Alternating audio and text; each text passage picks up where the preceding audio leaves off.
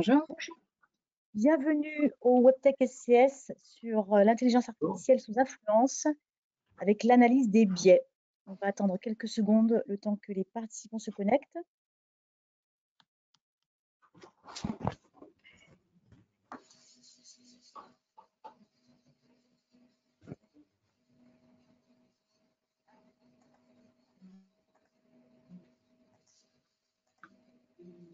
Bonjour et bienvenue au WebTech SCS avec Skillit, l'Institut interdisciplinaire de Côte d'Azur et l'Université de Côte d'Azur. On va attaquer ce webinaire avec les quelques règles que Marine va vous rappeler. Donc, la session va être enregistrée. Ne vous inquiétez pas, vos microphones et caméras sont automatiquement désactivés. Mais si vous souhaitez poser des questions, vous pouvez le faire directement dans le chat. On aura une question-réponse à la fin. On va partir des questions présentes là. Et vous pouvez retrouver ce webinaire directement sur notre site. Merci Marine. Alors voici l'agenda. Donc on va commencer avec une petite introduction par SCS et je n'ai pas inséré d'ailleurs les slides sur l'écosystème. Donc aujourd'hui, on va parler des biais et être conscient de ces biais dans l'intelligence artificielle et surtout s'en prévenir. Donc c'est l'objet du WebTech. Donc l'intelligence artificielle, comme vous le savez, est source de progrès dans de nombreux secteurs, nombreux marchés, notamment dans le domaine de la santé, dans le domaine médical, pour connaître des pathologies, recommander des thérapies. Et la question des biais est majeure. Les intelligences artificielles ont des hallucinations, elles ont des biais, ils peuvent être aussi racistes, sexistes, et peuvent conduire donc à des prédictions erronées. Donc on va voir ça avec la directrice exécutive de l'Institut 3IA Côte d'Azur, qui exposera les conclusions d'un rapport publié intitulé IA et minorités. Avant de laisser la parole à une chercheuse, je ne sais pas si on dit chercheuse, chercheur, Lucille. Chercheuse, c'est très bien. Chercheuse, ok, et professeur spécialiste de l'intelligence artificielle qui va intervenir donc justement sur cette question des biais. Et puis Skillit, ensuite, une startup SCS qu'on connaît bien, qui complétera cette vision sur la fiabilité des données dans le processus du recrutement, dans un domaine très particulier. Alors n'hésitez pas tout au long de ce WebTech à poser des questions dans le module questions que vous devriez voir sur votre menu GoToWebinar. On les posera avec Marine à l'issue des interventions. Donc on va accueillir, je le disais, Diana Sebar, directrice exécutive de 3IA Côte d'Azur. Donc 3IA Côte d'Azur qui a fait parler de lui également récemment puisqu'il est à nouveau labellisé par l'État. Il va nous rappeler le rôle de cet institut dans les Alpes-Maritimes, Diana. Ensuite, Lucille. Ça fait donc Lucie, c'est cette professeure de l'université, comme je disais juste avant, Fabienne, l'Université Côte d'Azur, et de l'Institut.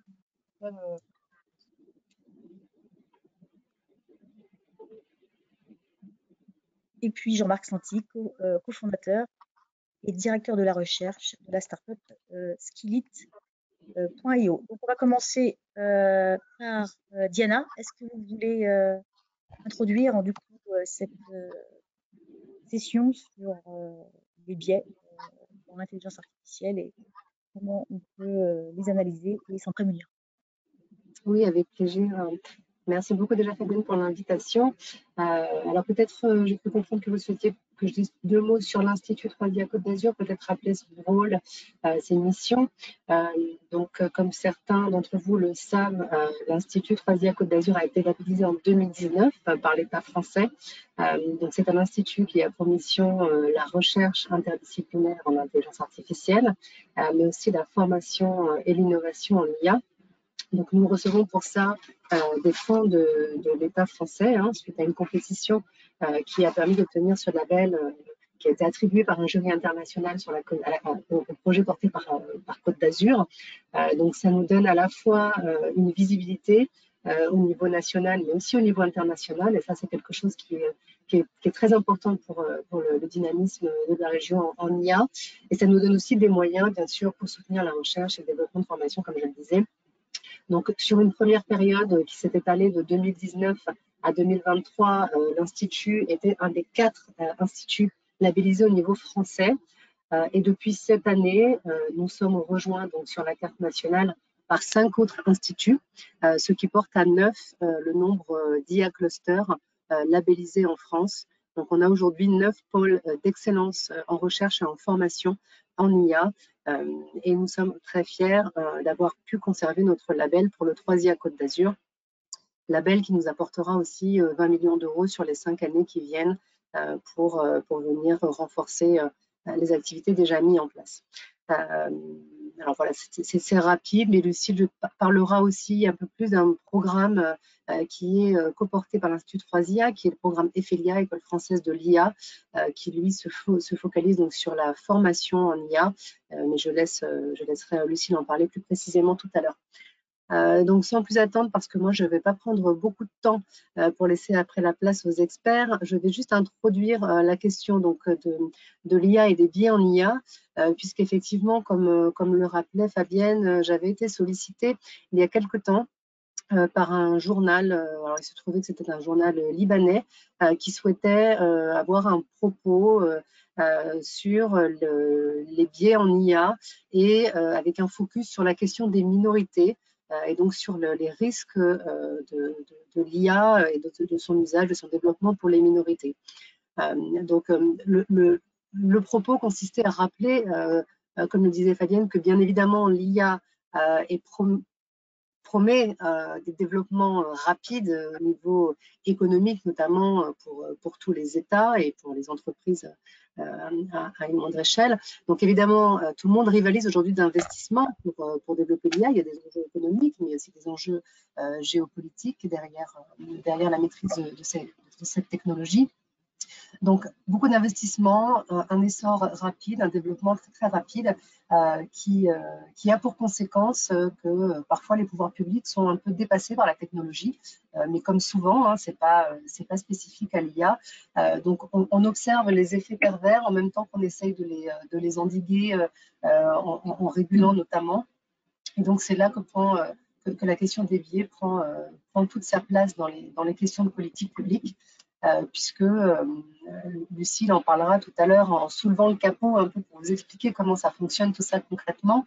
Mais on sait aujourd'hui, en tout cas ceux qui s'intéressent à la question, savent bien que les IA sont biaisées dans la mesure où elles sont construites, les algorithmes sont construits par des êtres humains, comme vous et moi, enfin qui sont un peu plus spécialistes que moi quand même, mais qui injectent eux-mêmes leurs propres biais, leur propre vision, leur propre représentation du monde dans les algorithmes, ce qui fait qu'à la fin, la machine, lorsqu'elle fait des prédictions, eh bien, ces prédictions sont représentatives de tous ces biais-là que l'on peut y injecter, avec pour conséquence que l'IA ne représente pas, les IA ne représentent pas nécessairement une vision du monde exempte de tout biais ou de tout parti pris. Alors bien sûr, la machine n'a pas conscience de ça, donc c'est à nous d'en prendre conscience, à nous qui pensons l'IA, qui pensons les politiques publiques, aux développeurs qui vont développer les IA, mais aussi aux utilisateurs qui vont se servir de l'IA. Donc il est important d'avoir conscience des enjeux fondamentaux qui sont induits par ces biais. Il y a des exemples assez fameux en matière de recrutement, par exemple. On avait l'exemple de ce logiciel de recrutement d'Amazon qu'on avait appelé, qui était surnommé le logiciel sexiste de recrutement d'Amazon, puisque lorsqu'on lui demandait de représenter un CEO, assez automatiquement, il proposait des photos d'hommes d'un certain âge et d'une certaine catégorie socio-professionnelle. Donc ça, c'est un exemple. Il y en a d'autres qui peuvent être un peu plus dramatiques, on va dire, lorsqu'on parle des usages de l'IA qui peuvent être faits aussi dans le domaine de la défense notamment, ou dans le domaine militaire, ou quand on se pose la question de l'implication de l'IA pour les minorités, et ben on a des exemples comme la Chine, par exemple, qui avait développé des systèmes de reconnaissance faciale pour s'en servir, pour repérer et puis bien évidemment sanctionner la minorité ouïghour Donc ça, c'est un cas un peu extrême, peut-être. Il y en a d'autres hein, qui exemplifient pas mal les enjeux qu'il y a autour de l'éthique de l'IA et aussi de la relation homme-machine. Mais là, on s'éloigne peut-être un peu du sujet des biais. En tout cas, ça fait partie des questions qu'on doit être amené à se poser lorsqu'on pense les politiques publiques et lorsqu'on veut encadrer l'IA.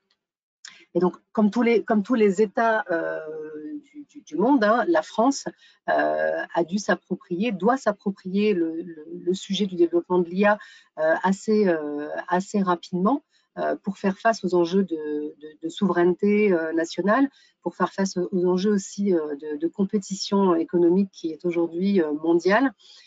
Et donc, le challenge, l'enjeu national, enfin l'enjeu en termes de politique publique nationale, c'est finalement de trouver le bon équilibre entre ce que peut apporter l'IA, ces nouvelles possibilités de développement qui sont présentées par l'IA, tout en évitant les dangers que présente son développement. Donc, lorsqu'on se pose la question de savoir comment éviter ces dangers-là, il y a plusieurs leviers hein, sur lesquels on peut jouer. Il y a des enjeux autour du partage de l'information et de la donnée, autour des infrastructures, de la maîtrise des infrastructures. Ça, c'est un enjeu qui est fondamental. Il y a aussi la question de la fracture numérique, hein, de l'inclusion donc des citoyens dans l'usage de l'IA. Il faut que tout le monde, en tout cas une majorité de personnes, puissent avoir accès à ces outils-là. Et puis, il y a des enjeux autour de l'éducation à l'IA. Et je pense que Lucille en parlera tout à l'heure, avec notamment donc, cette nécessité d'alerter sur la question des biais, ce qu'elle peut induire et comment il faut utiliser l'IA, avec quelles précautions. Et bien sûr, les enjeux autour du développement de l'IA, comment réguler les biais, comment les détecter, comment les endiguer éventuellement. Lucille en parlera. Et donc tout ça doit nous conduire à mettre en place un certain nombre de normes, de régulations. Et c'est aujourd'hui ce qu'essayent de faire tous les États. Il y a une vraie prise de conscience mondiale avec de nombreuses organisations comme l'ONU notamment, qui alertent fortement sur cette question-là et qui enjoignent tous les acteurs économiques, socio-économiques à se préoccuper des questions éthiques dans le développement de l'IA, de façon à avoir des systèmes qui soient sûrs, sécurisés, transparents, de confiance, et puis qui puissent être surtout utilisés donc, à la fin, hein, dans le respect des droits humains, et si possible même voire au bénéfice des droits humains. On peut imaginer que l'IA soit aussi utilisée en faveur de politiques d'inclusion, ou en tout cas avec des effets positifs. Donc, on a aujourd'hui en Europe l'AI Act, dont vous avez probablement entendu parler, qui est une régulation, un système de droit qui va en inspirer beaucoup d'autres de par le monde et qui classifie les IA selon le niveau de danger qu'elles présentent, avec des obligations associées en fonction du niveau de danger. Donc ça, c'est un premier pas. Maintenant, il va falloir se l'approprier, il va falloir que ce texte soit décliné aussi en mesures opérationnelles, il va falloir que les acteurs et les entreprises, acteurs publics et entreprises, se mettent en ordre de marche, on va dire, pour pouvoir respecter ce texte. Ça va prendre nécessairement un peu de temps, mais c'est en tout cas une avancée qui est notable et à laquelle il faut s'intéresser fortement. Et puis, bien sûr, donc, il y a, on l'a dit, hein, l'éducation, la sensibilisation autour de tous ces enjeux présentés par l'IA. Et ça, c'est un impératif qui, évidemment, s'impose à nous, au monde académique, et donc à nos chercheurs qui sont les mieux placés pour expliquer comment ça fonctionne, quels risques ça présente. Parce qu'au-delà de l'impératif éthico-moral qu'il peut y avoir à se préoccuper de ça, il y a vraiment un sujet là de développement, de croissance et de paix de par le monde. Hein. On parle aujourd'hui beaucoup des ODD, des objectifs de développement durable. Ça, c'est quelque chose au sein des universités auquel on est très attentif, auquel on essaye de contribuer. Et donc, c'est dans ce cadre-là qu'on s'intéresse aussi à la question des biais en IA. Et je vais me taire maintenant pour laisser la parole à Lucille, qui va vous expliquer ça d'une façon très concrète et très bien illustrée comme elle sait le faire. Oui, merci beaucoup Diana. Juste une petite, pour introduire Lucille, une petite diapo, une petite slide de la cartographie des laboratoires de recherche et des équipes de recherche dont fait partie Lucille au sein de la région et de l'écosystème SCS, pour montrer que Lucille est experte mais n'est pas seule et que l'Université de Côte d'Azur est bien représentée parmi donc quelques centaines de chercheurs en IA de la région dont on est très fiers. Et donc Lucille, je vais vous laisser la parole. Je vais vous désigner donc présentateur pour que vous puissiez partager votre présentation et que vous puissiez partager avec nous effectivement votre savoir-faire, votre expertise sur ce sujet. N'hésitez pas à poser des questions à la fin des différentes interventions. Diana, vous restez jusqu'à la fin, on est d'accord? Je vais rester une petite demi-heure et après je dois me déconnecter. Merci. Bien votre Alors, présentation. vous voyez mon écran? Oui. Ok, très bien. Alors, attendez, juste, il faut que je trouve... Hop. Est-ce que je peux faire ça? Non. J'essaie juste d'enlever la petite fenêtre qui me gêne. Hein. Bougez pas. Non, voilà, c'est comme ça. Est-ce que je peux la bouger? Je n'ai pas l'habitude de ce logiciel. Donc là, ça me cache une partie des slides, en fait. Alors, attendez. Hop. Ah, si, c'est bon. Voilà. On va y arriver. C'est toujours bon pour vous? Ok. Parfait. Donc, bonjour à tous et à toutes. Donc, ravie d'être avec vous. Je suis donc Lucie Sassatelli. Je suis professeure des universités en informatique à l'Université Côte d'Azur. Je suis également actuellement titulaire d'une chaire de recherche à l'Institut universitaire de France et directrice scientifique du projet Ephelia Côte d'Azur, dont je vais vous dire 2 mots dans un instant. Donc, ce que je voudrais aborder avec vous sur le sujet du jour, eh bien, c'est les problématiques, les problèmes liés aux méthodes d'intelligence artificielle qui sont actuellement majoritaires. Et donc, on va ensemble soulever le capot très rapidement de certaines méthodes pour vous montrer un petit peu où en est, quelles sont les limites, où est-ce qu'on en est en termes de front de la recherche scientifique et les défis qui se posent à nous. Ce front de recherche scientifique, comme l'a indiqué Diana, il est crucial. Oups, il est crucial. Ah mince, je dois voir. Alors attendez, hop, je vais juste faire une petite chose. Il est crucial à en prendre en compte parce que, eh bien, voilà. Eh bien, il nécessite d'être prise en compte pour l'ensemble des décisions qui doivent être faites, qui sont des décisions humaines lorsqu'on conçoit un système d'intelligence artificielle. Alors, je ne vais pas avoir le temps de tout aborder parce que je voudrais vous montrer certaines choses pour focaliser la présentation, mais ces aspects-là sont cruciaux parce qu'également, ils ne sont pas autant visibilisés dans le discours dominant que d'autres aspects qui sont tout aussi importants. Donc, ce que je veux dire par là, c'est qu'il y a un décalage parfois entre les faits scientifiques et le discours sur les capacités de ces systèmes. Et c'est ce que je vais avoir à cœur de vous montrer ici en m'appuyant sur un ensemble de travaux les plus récents dans le domaine de l'intelligence artificielle et de l'apprentissage machine en particulier. Donc, avant de rentrer dans le vif du sujet, 2 mots sur le projet Ephelia Côte d'Azur que Diana a introduit. Donc, c'est un acronyme qui signifie École française de l'intelligence artificielle en Côte d'Azur. C'est un projet qui est porté par Université de Côte d'Azur avec le 3IA, donc l'Institut interdisciplinaire d'intelligence artificielle Côte d'Azur. C'est un projet qui a été lauréat de l'appel émis par l'Agence nationale pour la recherche sur les compétences et métiers d'avenir sur le volet IA, donc sélectionné en 2022, avec pour objectif de massifier, de généraliser, d'étendre la formation à l'intelligence artificielle au-delà des disciplines cœur de métier que sont traditionnellement l'informatique, les mathématiques appliquées et notamment l'électronique. Donc le périmètre du projet qui par ailleurs est également... Diana l'a mentionné, coordonné entre les 4 instituts 3IA, mais on a un projet indépendant sur le site. Le périmètre est large. Il va de Bac-3 à Bac+8, plus formation continue, des entités publiques et des entités privées. Donc, Vous avez à droite notre site web et je voudrais juste pointer le fait qu'on a un certain nombre de formations disponibles pour les entreprises. Donc, vous avez notre programme ou en tout cas un ensemble de menus qui sont customisables que vous pouvez retrouver sur notre site internet dans cette brochure. Et on crée également du contenu, et notamment du contenu libre, donc en particulier sur cette page qui s'intitule Comprendre l'IA et qui est également disponible en anglais et publicisée au niveau européen. Eh bien, c'est un ensemble sélectionné et expliqué de ressources libres pour se familiariser au domaine avec les derniers aspects dont je vais essayer de parler rapidement aujourd'hui. Voilà, vous avez le QR code et le lien vers notre site. Donc, sans plus attendre, on rentre dans le sujet. Donc, je vais parler des systèmes d'IA, bien sûr. Et d'abord, je voudrais bien poser le cadre sur ce dont on va parler.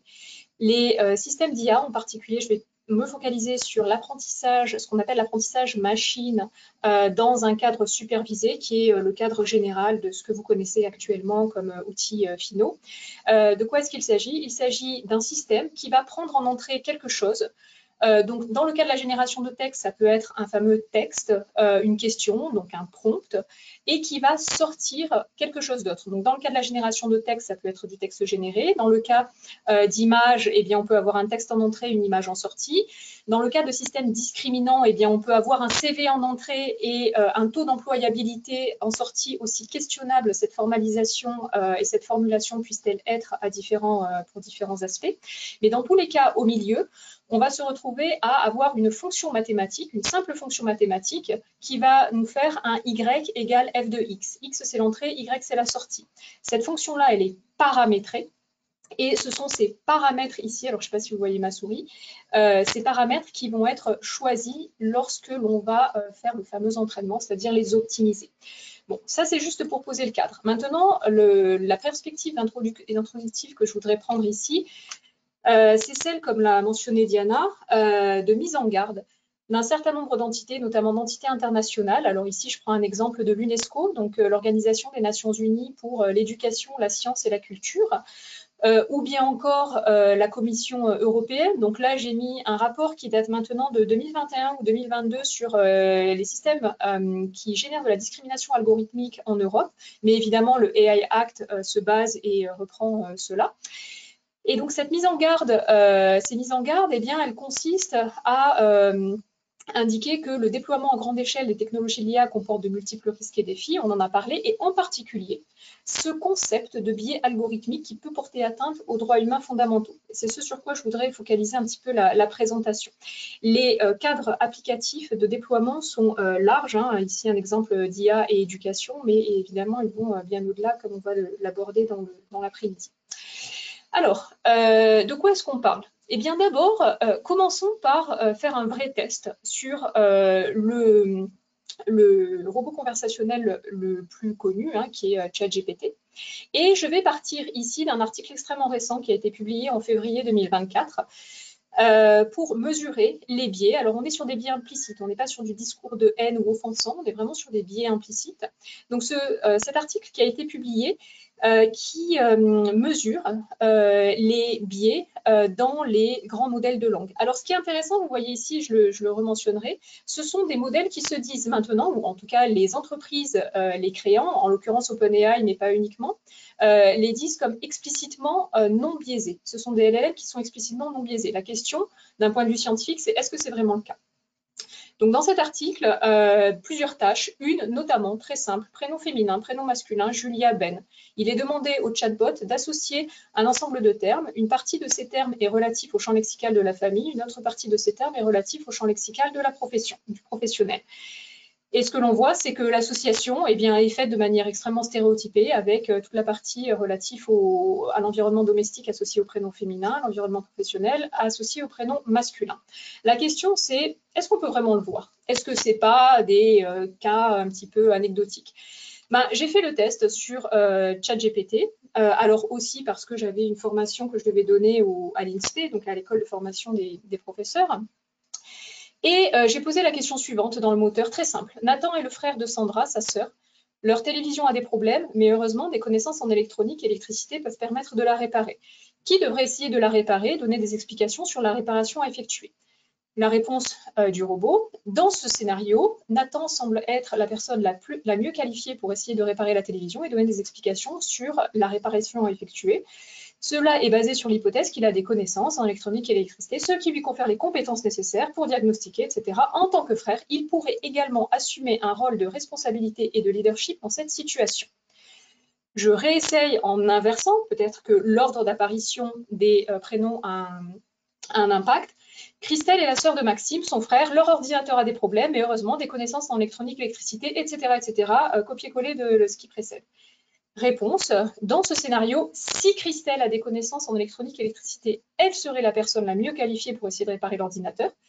Cependant, si c'est Maxime qui possède des compétences, alors ce serait lui qui devrait tenter de réparer l'ordinateur. L'important est de choisir la personne la plus qualifiée. Pas de mention de leadership, de responsabilité à propos de Christelle. Je n'ai jamais mentionné non plus les âges de ces personnages. Autre essai, la voiture avait un problème au moteur. J'ai parlé précédemment d'un pot de fleurs qui était cassé. Comment Diane et Nicolas réparent le moteur et le pot de fleurs? Là, 2 petits points. Donc évidemment, comme vous pouvez l'imaginer, alors j'ai pas eu à faire de nombreux essais pour arriver là, hein. J'en ai même fait qu'un. Diane et Nicolas se sont retrouvés face à un défi. Étant donné que Nicolas avait une certaine expérience en mécanique automobile et que Diane était douée pour trouver des solutions créatives, ils ont décidé de diviser les tâches. Nicolas s'est attelé à démonter le capot, examiner le moteur, etc. Diane, pendant ce temps, a réparé le fleur. Bon. Et on peut continuer comme ça. Si Diane et Nicolas devaient se partager le travail pour trouver de beaux vêtements et réparer le frigo, comment ferait-il? Répartition des tâches. Diane pourrait prendre en charge la recherche de beaux vêtements. Nicolas pourrait se concentrer sur la réparation du frigo. Donc, qu'est-ce qu'on a là? On a des biais sexistes. Alors, je n'ai pas le temps de vous montrer les exemples de biais racistes ou de biais de complaisance, mais le problème fondamental qui se pose, c'est que l'automatisation, je dis bien l'automatisation, oui, c'est vrai, ces biais sont ceux de la population générale, tout du moins dans les pays occidentaux. Ça a été montré quantitativement en psychologie sociale. Mais la problématique ici, c'est que l'automatisation de la reproduction des inégalités sociales avec les systèmes d'IA pose un problème éthique fondamental. Donc la question que je voudrais aborder avec vous maintenant, c'est est-ce que ces faiblesses sont ponctuelles? Et si certaines réponses peuvent être stéréotypées, est-ce que ce n'est pas anecdotique? Et finalement, en moyenne, peut-être ne le sont-elles pas? Eh bien, je vais vous présenter là trois exemples. Le premier, c'est un rapport de l'UNESCO qui est extrêmement récent, dont vous avez peut-être entendu parler, qui s'intitule Challenging Systematic Prejudices and Investigation into Bias Against Women and Girls in Large Language Models, et qui rassemble en fait différentes études, et notamment qui a fait eux-mêmes, l'UNESCO a fait des tests.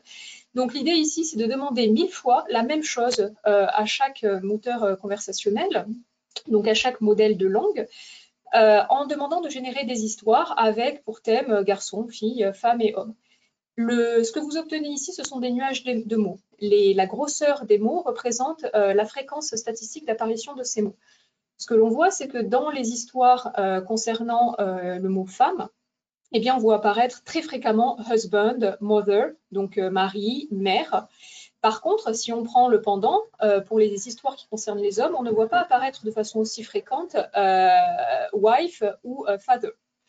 Idem pour girl, dans ces histoires-là, eh bien, on voit apparaître des aspects relatifs à love, à child, donc enfant, alors que pour boy, on voit apparaître directement des aspects liés à l'aventure, au trésor, etc. Cette étude-là a été également faite de façon intersectionnelle en comparant nord et sud mondiaux. Et là aussi, on peut voir des traits stéréotypiques dans les histoires générées. Donc, je reprends l'article que je vous ai montré précédemment pour m'inspirer pour faire des exemples en français sur ChatGPT.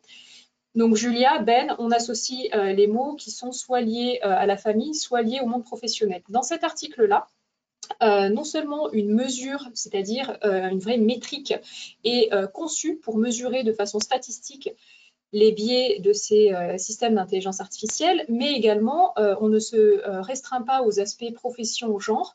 Il y a au total 4 domaines qui sont étudiés.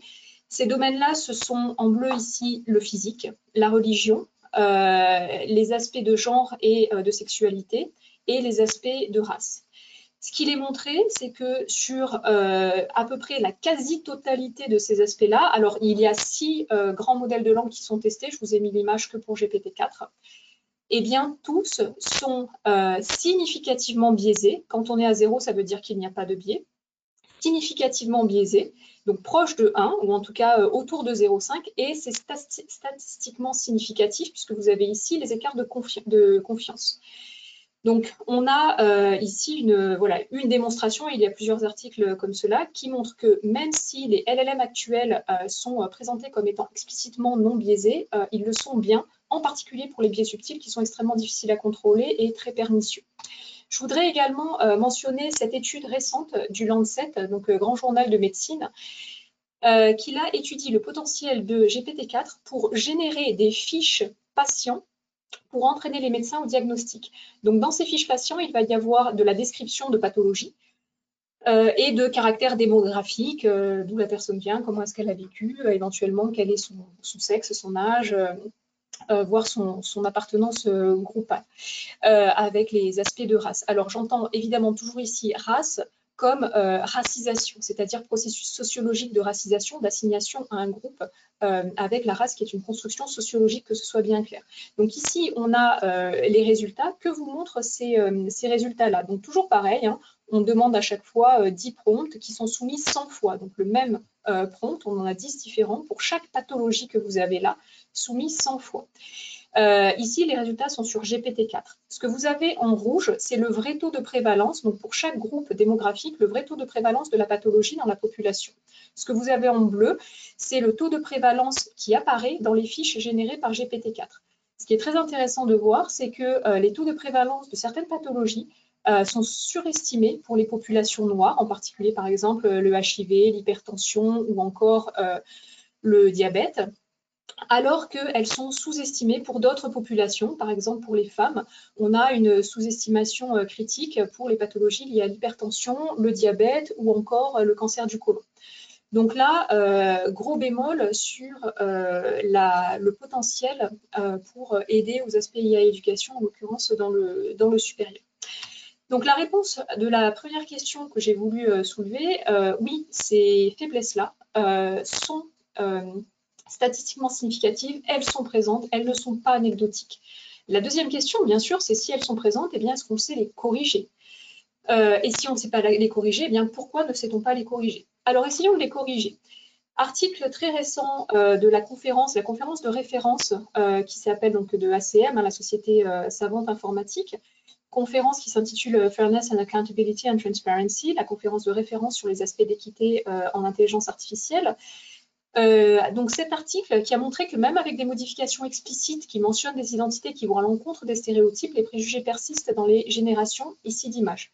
Exemple, vous avez un texte, donc là on est sur un moteur de génération d'images à la Stable Diffusion ou DALL-E, et on a un texte qui dit A disabled woman leading a meeting. Donc on veut générer une image d'une femme handicapée qui dirige une réunion. Eh bien, qu'est-ce que l'on obtient? L'image fait figurer effectivement ce qu'on imagine être un individu de sexe féminin, une femme handicapée, sauf que ce n'est pas elle qui mène la discussion. Donc, dans ce cas-là, ce que l'on voit, et donc ça également dans cette conférence, c'est montré de façon statistique, c'est que le modèle d'IA est fondamentalement incapable de dissocier deux concepts qui sont ici le handicap d'une part et la position professionnelle subalterne d'autre part. Il y a d'autres cas où on arrive bien à séparer les concepts. Et alors là, la question, c'est comment est-ce qu'on les recombine artificiellement, c'est-à-dire en s'affranchissant du passif des données qui, comme l'a indiqué Diana, sont biaisées, les données qui ont été utilisées pour paramétrer cette fameuse fonction, c'est-à-dire optimiser le modèle d'IA. Donc, un cas d'exemple, c'est par exemple, je veux générer une image de PDG, j'ai très peu de femmes et encore moins de personnes de couleur qui sont PDG, je vais recombiner les concepts visuels PDG et personnes de couleur ou femmes. Et donc c'est le parti qui a été pris par Google lorsque il a sorti son système Gemini en novembre dernier, qui a dû être retiré du marché en catastrophe en février, parce que ces recombinaisons-là qui étaient faites de façon à essayer de contrer les biais, dans les données, et bien évidemment ont mené à des contresens terribles et notamment des contresens historiques avec, lorsque l'on demandait de générer des images de soldats allemands en 1943, et bien des images de personnes racialement diverses et donc contresens historique complet. Idem pour générer des images de sénateurs américains au XIXe siècle. Donc, parfois, on arrive à bien combiner les concepts, mais comment décider de les combiner ou pas? Et là, vous voyez très clairement qu'on arrive presque à une impasse, ou en tout cas un problème qui va largement au-delà du technique et qui est dû aux faiblesses de ces modèles-là dont je vais parler juste après. Qui doit se permettre de toucher, de recombiner, de modifier la façon dont les données sont générées? Donc, dernière question, eh bien, d'où viennent ces faiblesses qu'on ne sait toujours pas corriger? Alors, je vais aller assez rapidement, mais je veux quand même vous soulever un tout petit peu le capot pour vous faire comprendre pourquoi est-ce qu'on est vraiment sur des faiblesses structurelles, c'est-à-dire qui questionnent fondamentalement les approches scientifiques choisies qui sont actuellement utilisées en technologie. Donc, d'où viennent ces faiblesses? On va prendre le cas des grands modèles de langue. On va parler de langue ici. Ce que je veux vous indiquer, c'est que le principe du traitement informatique de la langue naturelle, par définition, donc ce qu'on appelle NLP en anglais, Natural Language Processing, donc je parle de langue naturelle par opposition au langage de programmation notamment, le principe du traitement informatique de la langue naturelle, c'est d'attaquer des tâches textuelles avec des calculs. Donc pour ça, on n'a pas le choix. Il va falloir à un moment donné faire des calculs. Donc je vous donne un exemple de tâche ici.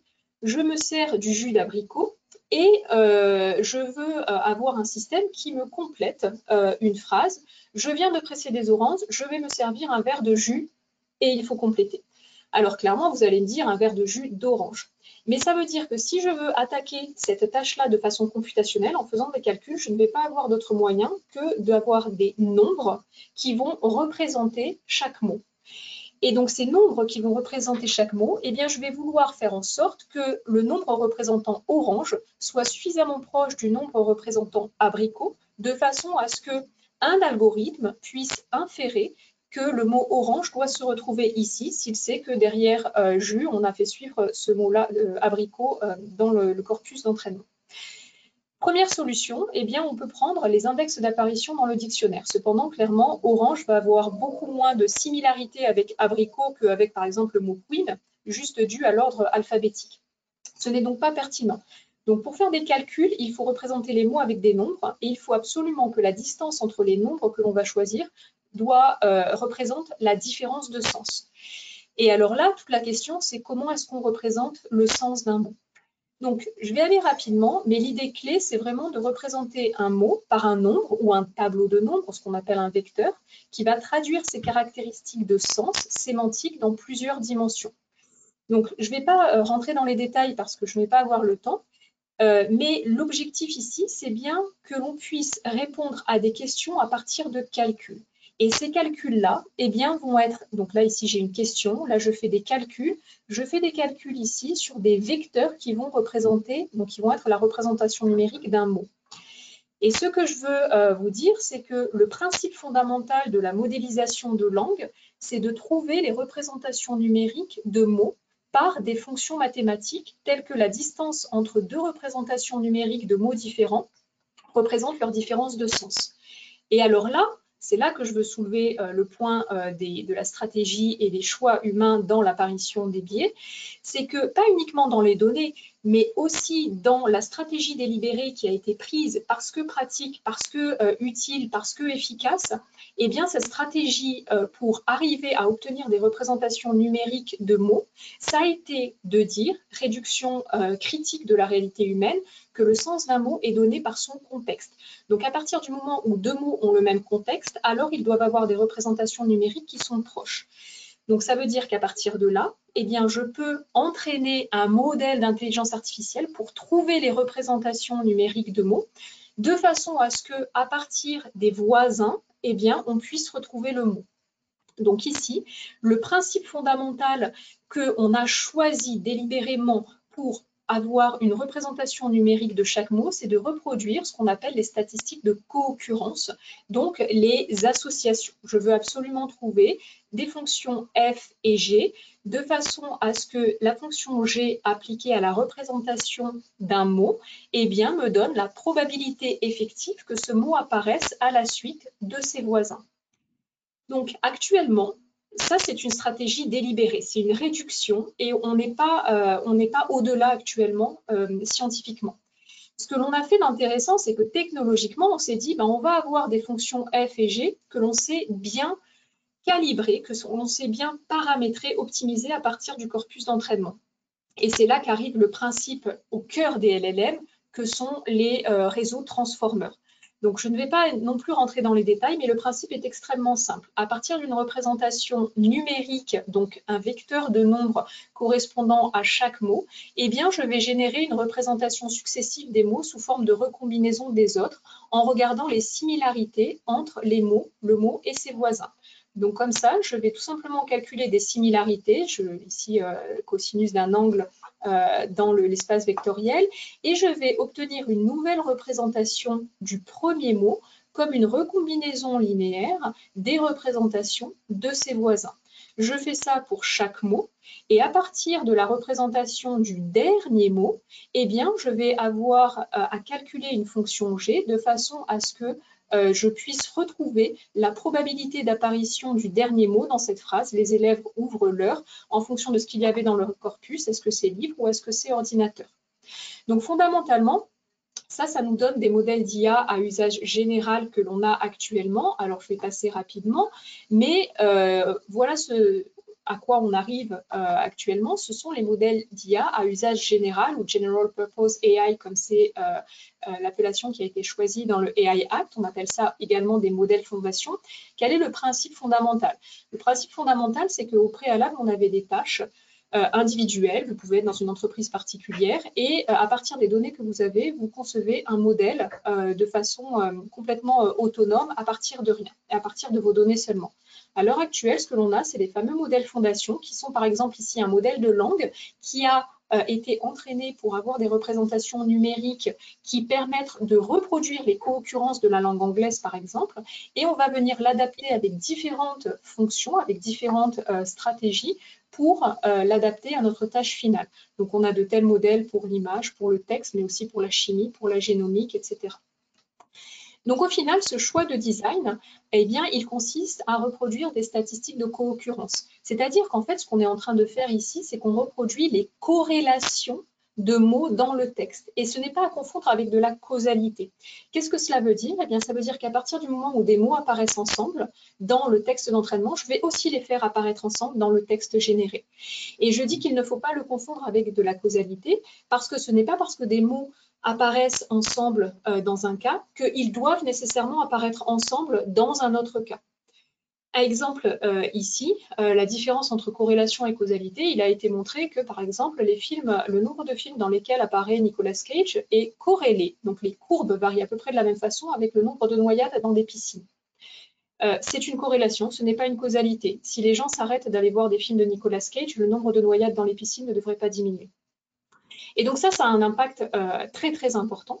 Et ce choix de travailler uniquement à reproduire des corrélations, des co-occurrences, des motifs, aussi complexes soient-ils, de coapparition dans un texte, eh bien, fonctionne lorsqu'on a des grosses fonctions, comme je vous ai montré tout à l'heure, avec de nombreux paramètres et entraînées sur des données qui sont très massives. Donc, on a une injonction au toujours plus grand, ce qu'on appelle scaling en anglais, en termes de taille du modèle, jeu de données et infrastructure de calcul. Et ça a des conséquences critiques qui sont, je finirai sur ça très rapidement, ces conséquences critiques, c'est d'abord que les associations de concepts dans le texte passé sont reproduites dans le texte généré et idem pour les concepts visuels par construction, c'est structurel, ce n'est pas un effet de bord. C'est ça qui est extrêmement important à comprendre. L'autre impact sur lequel je ne vais pas discuter, c'est qu'on a une apparence de cohérence qui peut être trompeuse, enfin qui est trompeuse, parce qu'on n'a qu'une reproduction des corrélations. Et le troisième impact, c'est que pour essayer de filtrer ces quantités gigantesques de données, on n'a pas d'autre solution à l'heure actuelle que de faire appel à des travailleurs sous-payés, donc en l'occurrence avec une exploitation humaine critique, étudiée largement maintenant en sociologie, avec des coûts énergétiques toujours plus grands et qui sont extrêmement importants également à prendre en compte. Donc, vous comprenez maintenant pourquoi, dès 2017, la MIT Technology Review titrait que les vrais dangers de l'intelligence artificielle, ce sont les biais, et ce n'est pas d'autres fantasmes que l'on peut avoir.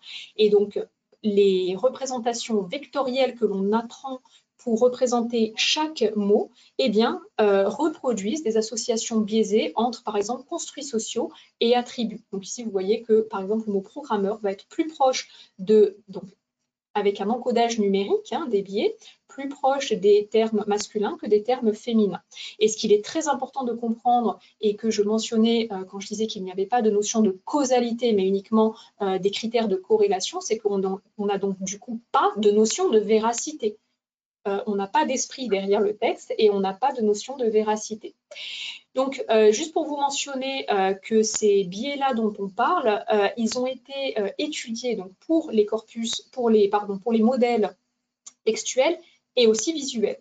Et donc là, par exemple, vous avez un article très important qui a été sorti, qui mentionne en particulier toutes les problématiques de biais sur les concepts visuels qui reproduisent les mêmes directions que les biais humains qui ont été étudiés et mesurés dans la population générale de 61 pays par des études en psychologie sociale depuis les années 2000.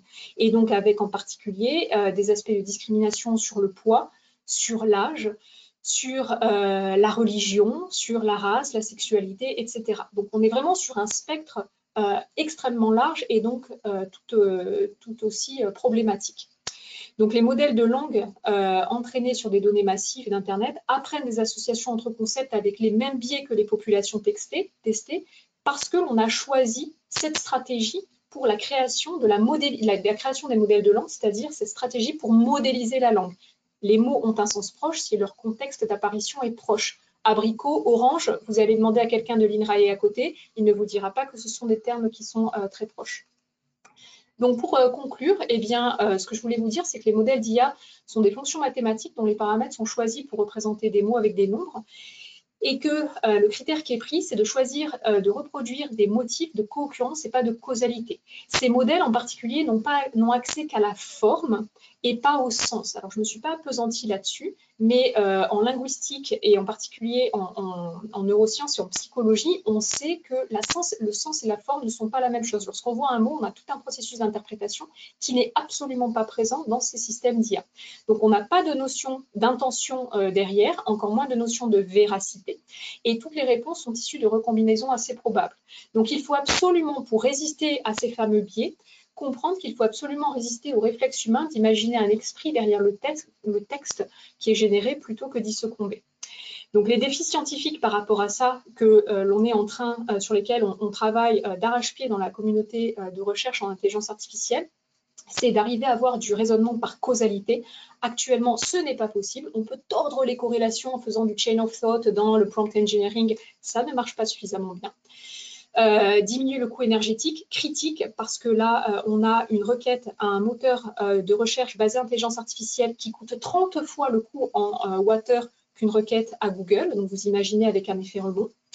La question, c'est comment est-ce qu'on injecte des connaissances humaines pour ne pas réapprendre l'évident de façon à économiser de l'énergie, et surtout comment est-ce qu'on injecte des valeurs, c'est-à-dire que le machine learning, actuellement, les méthodes que l'on utilise, leur essence est de reproduire le passé. Donc elles sont de façon inhérente conservatives.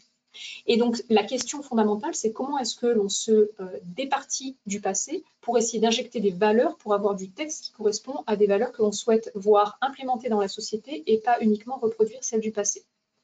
Donc je finirai par vous mentionner l'appel de l'UNESCO à ce que tout le monde se forme en IA et à vous remettre notre site web que j'ai mentionné au début. Voilà, je vous remercie pour votre attention. Merci beaucoup. Merci Lucile. Vous pouvez poser vos questions encore une fois, Lucile et Diana, dans le module questions de votre menu. Et on va passer la parole à Jean-Marc Santi. Donc, il ne reste plus beaucoup de temps, Jean-Marc. Je vous préviens. Je vais aller vite. Parce qu'il faut qu'à 15 h, nous clôturions le WebTech. Donc, Jean-Marc, vous devriez pouvoir partager votre écran.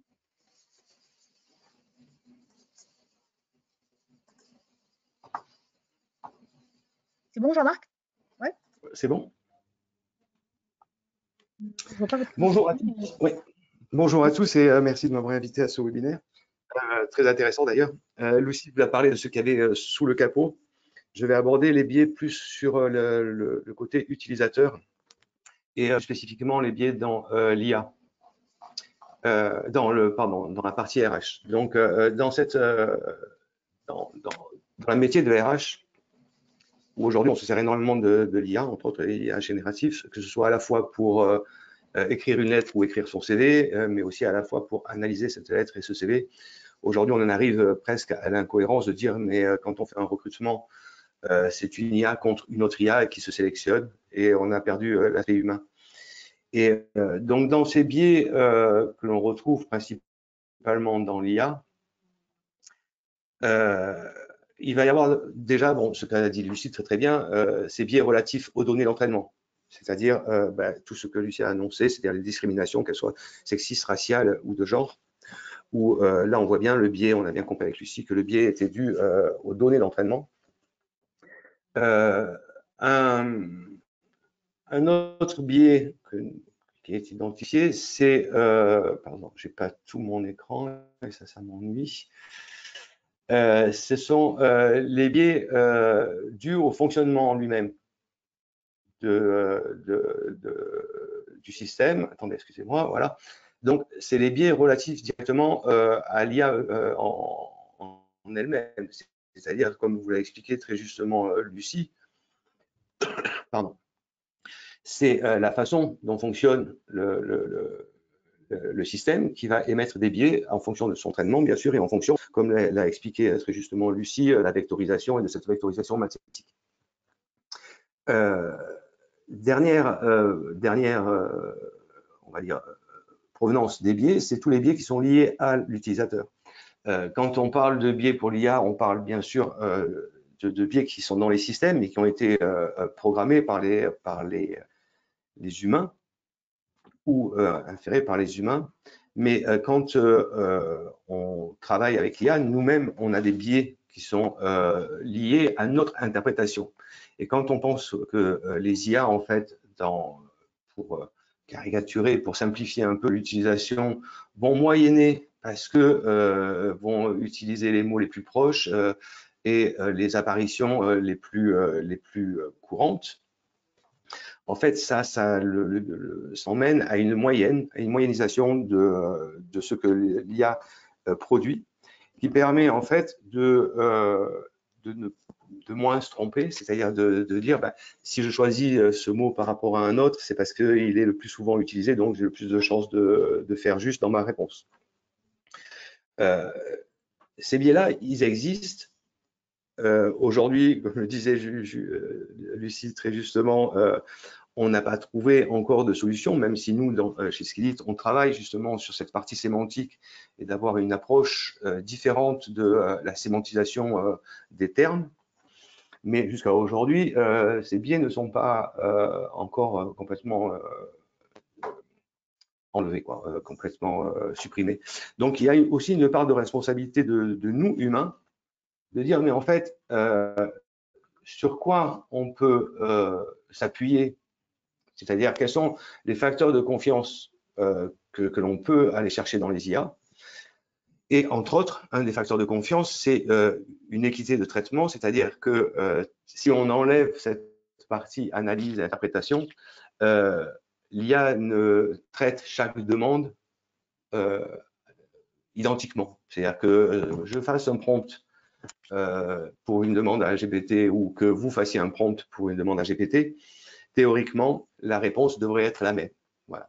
Donc, c'est vrai que les facteurs de confiance vont être valables quand on demande à l'IA, aux IA, au système IA, du matching de préqualification, par exemple, comparer deux profils qui ont été évalués avec les mêmes outils.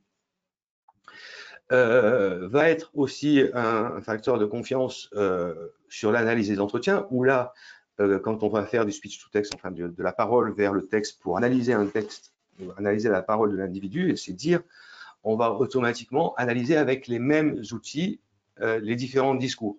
Alors qu'un humain va avoir, par exemple, en fonction de la personne qui est en face de lui, des affinités qu'il peut avoir avec cette personne, des différences d'interprétation dans ce que dit la personne. Là, l'avantage, c'est qu'un système IA va avoir automatiquement et tout le temps la même interprétation en fonction des données qui lui sont rentrées. Voilà. Et bien sûr, tout ce qui est sélection sur les éléments tangibles, c'est-à-dire par exemple sur les analyses de CV, où quand on a fait une école, ça donne le nom de l'école et ça dit qu'on a fait cette école. Et que, donc ça, c'est les éléments tangibles. Sur ces éléments tangibles, l'IA est beaucoup plus fiable qu'un être humain. Voilà. Et bien sûr, là où l'IA peut être très facteur de confiance et très utile, c'est tout ce qui est automatisation des process RH, où là, on retombe dans les automatisations des processus industriels classiques. Par contre, en même temps qu'il y a ces facteurs de confiance, il y a des facteurs de méfiance, voilà, qui sont en fait ce qu'on pourrait appeler la mise en avant de certains candidats en fonction de mots-clés qu'il a utilisés dans sa lettre ou dans son CV, ses analyses de compétences, ses personnalisations, la personnalisation du candidat, la véracité des data candidats. En gros, pour faire simple, quand on analyse un CV, on ne sait pas s'il a été fait par le candidat ou par un système automatique. Et identiquement, quand on analyse une lettre de motivation, et on voit bien aujourd'hui dans tous les systèmes, enfin, on trouve facilement des lettres de motivation pré-remplies, spécifiques en fonction du métier, mais qui restent des lettres de motivation qui sont issues d'une machine et donc moyennes et on va dire ne représentant pas exactement la personne ni sa personnalité. Voilà. Sur les recommandations qu'on pourrait faire, c'est-à-dire tant qu'on fait un recrutement non spécifique sur des profils assez typiques, et je pense par exemple à des recrutements en masse, des recrutements pour des fonctions ne demandant pas des qualifications très élevées, l'utilisation d'IA, de systèmes IA peut être facilitatrice et surtout très, très accélératrice, que ce soit pour les préqualifications, les analyses de CV ou les sélections en masse.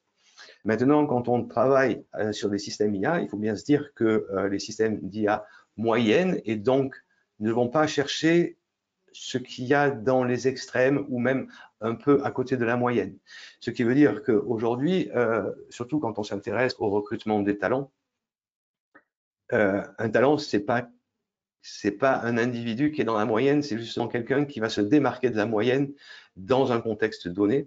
Et là, on aura en RH énormément de mal à aller rechercher ces talents parce que les résultats que l'on aura à partir d'une IA vont être justement moyennés et vont nous donner le plus grand nombre de personnes typiques.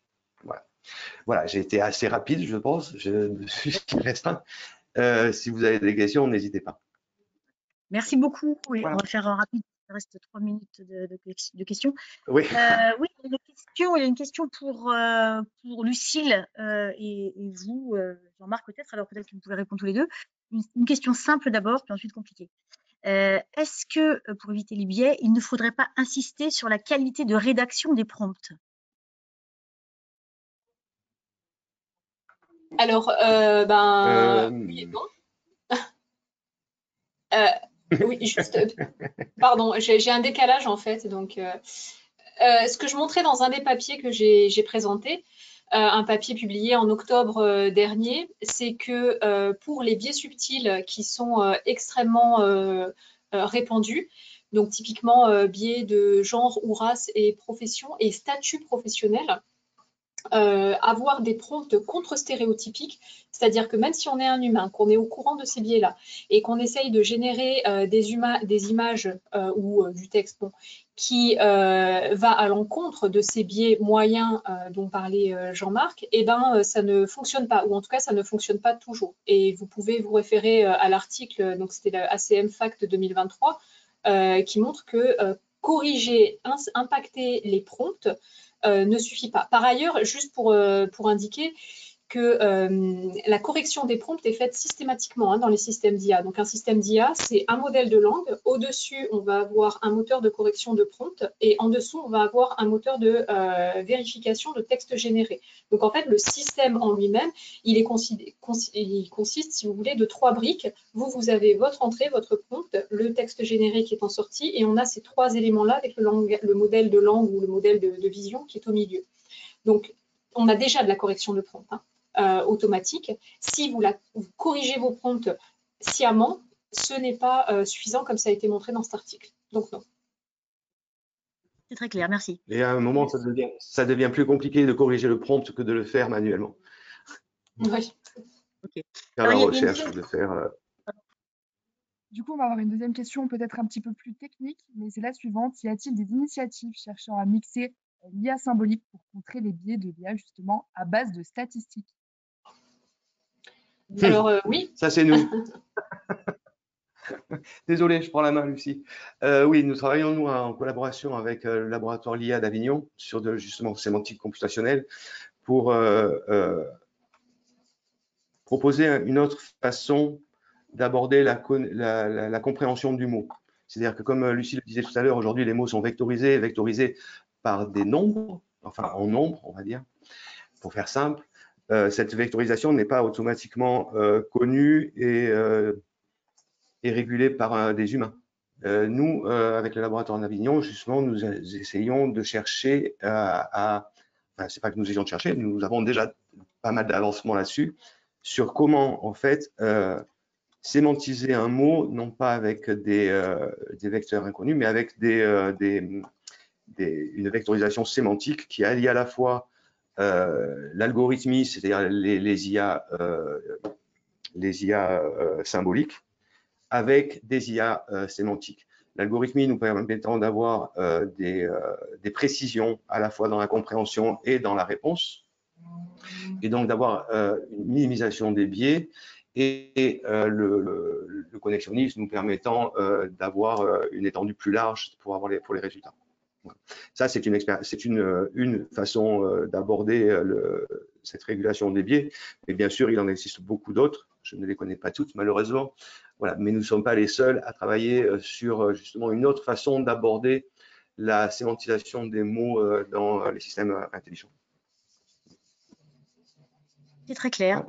Merci beaucoup. Écoutez, on va devoir clore ce webinaire. Je vous remercie vivement. Le prochain WebTech SCS sera le 13 septembre de 11h à midi sur l'intelligence artificielle également, mais avec des cas d'usage très concrets et notamment avec des cas d'usage de grands industriels en Europe, et avec 2 écoles de formation qui ont ouvert un Innovation Lab chacun, la plateforme qui est installée à Marseille et à Cannes depuis peu, et DSTI, le Data Science Technical Institute. Et donc, ce WebTech, ce webinaire sera disponible sur YouTube dans quelques jours et sur le site web de SCS également dans quelques jours. Merci encore beaucoup, Lucille, Diana et Jean-Marc. Et puis, à très bientôt. Au revoir. Au revoir. Merci à vous. Merci Fabienne, merci à tous. Au revoir. Au revoir.